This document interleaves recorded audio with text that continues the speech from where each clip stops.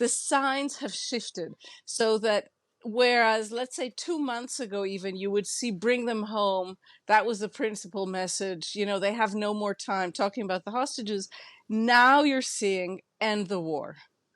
That's become a predominant message. Of course, also bring them home. Yesterday, for example, they were selling baseball caps with the word now on them. It's not that the hostages are ignored, but that new message now means end the war now. Now, Hamas have come out to rebalance expectations around the prospect of a ceasefire between Israel and Gaza.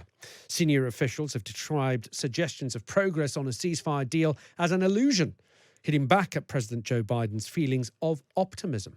The US president said on Friday that we are closer than we have ever been. Well, to find out if that's the case, let's welcome to the show Noga Tarnopolsky, Israeli-Palestinian journalist based in Jerusalem. Noga, thanks as always for giving us your time. My pleasure. What is the latest from Qatar? Well, the latest is actually from Jerusalem, where the Israeli Prime Minister released a statement just a few minutes ago that's very, very ambiguous. Mm-hmm. It tries to sound tough while sounding vague. And what he says is that we're engaged in very complex negotiations, facing the other side, which is a murderous, uninhibited, and obstinate terrorist group. And then he says, there are areas where we can show flexibility, and there are others where we can't. And we are standing firm regarding them. So this comes just a few hours before the American Secretary of State, Blinken, is landing in Jerusalem, in Israel, where he's supposed to be meeting Netanyahu tomorrow morning. And so what we're understanding is that again and again, as we've seen for the last few months, the mediating nations, principally the United States, but also Great Britain and France, who had their foreign ministers here just on Friday, and also Egypt and Qatar, who are the principal hosts of this mediation, they are all pushing hard for a deal, and they believe that a ceasefire hostage prisoner exchange deal can be achieved this week. That's what they're saying explicitly.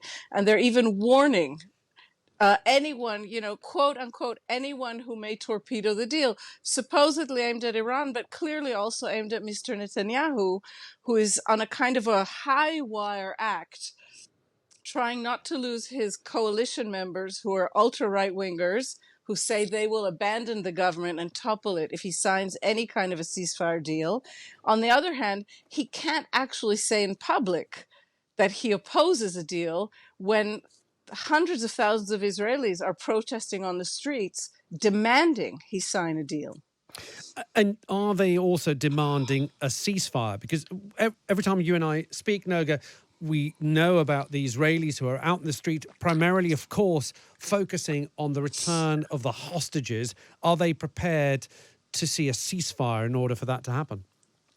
Yes, and that's a really good question that you're asking, because this has been shifting in the public mind. So not only is the latest Israel Democracy Institute polls, a very serious, neutral think tank, not only did that poll show a narrow but a clear majority, 56% of Israelis are prepared to end this war for a deal. Mm-hmm. But it's interesting because for those of us who observe these massive protests every weekend, every Saturday night, the signs have shifted so that whereas, let's say 2 months ago, even you would see bring them home, that was the principal message. They have no more time, talking about the hostages. Now you're seeing end the war. That's become a predominant message. Of course, also bring them home. Yesterday, for example, they were selling baseball caps with the word now on them. It's not that the hostages are ignored, but that new message now means end the war now, bring them home now, it's enough. And that's what we're starting to shift to in the Israeli public space.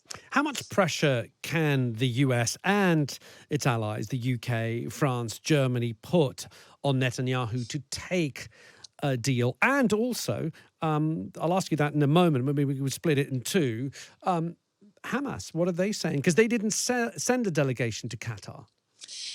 No, although I think we have to be careful about that, and I think we should listen actually to the Qataris, who, when the Qatari foreign minister was asked, "What does it mean that Hamas hasn't sent a delegation?" He said, "Forget about it; it's meaningless." Right. And the reason for that is that whatever's left of Hamas's political leadership lives and operates in Qatar. The government in Doha are their hosts.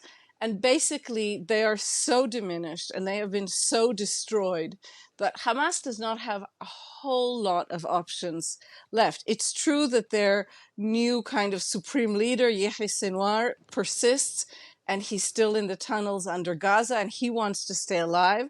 What we know here is that he has surrounded himself with young female Israeli hostages to try and save his life.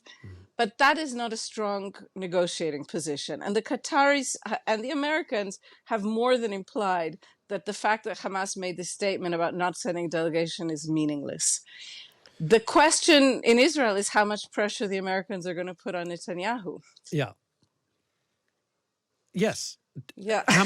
How much pressure can they put, do you think? I mean, is there enough pressure that they could get the prime minister to ignore his allies in government because he has no choice? Can they exert that amount of pressure, do you think? Well, I mean, that's the existential question right now in Israel. And it's not just existential for whoever among these 120 hostages are still alive. It's existential beyond that because in the last 2 days, a former prime minister, Ehud Barak, who's also a former chief of staff of the army, has been screaming from every corner and every TV studio that what Netanyahu is trying to do is illegally and unilaterally act against a deal. And he does not have the legal authority as prime minister to do that. These decisions by law have to be cabinet decisions. And so there are all kind of really stark and frightening warnings coming at Israelis at the same time that they're sort of sitting ducks ahead of a possible Iranian or Hezbollah attack.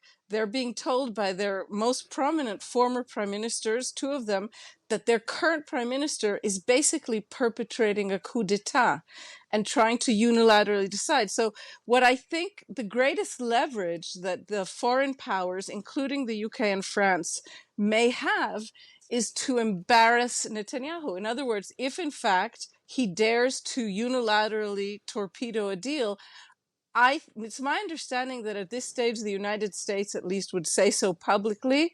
And I think the bet then, if we go one step further with this hypothesis, is that the Israeli public would then take to the streets in absolute masses, not in thousands, but in hundreds of thousands or even millions.